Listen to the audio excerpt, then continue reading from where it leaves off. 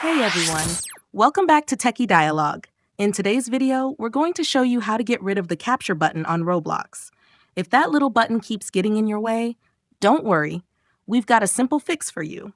Step 1.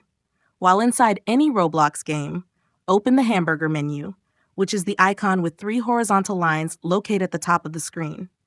This brings up a list of in-game settings and features. Step 2.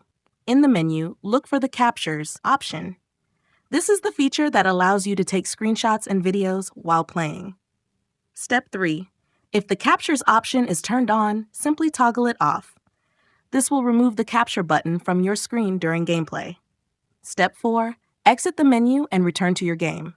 You should now see that the capture button has been removed from the interface. Step 5. If the button still appears, try restarting the game. Sometimes, settings need a quick refresh to fully apply.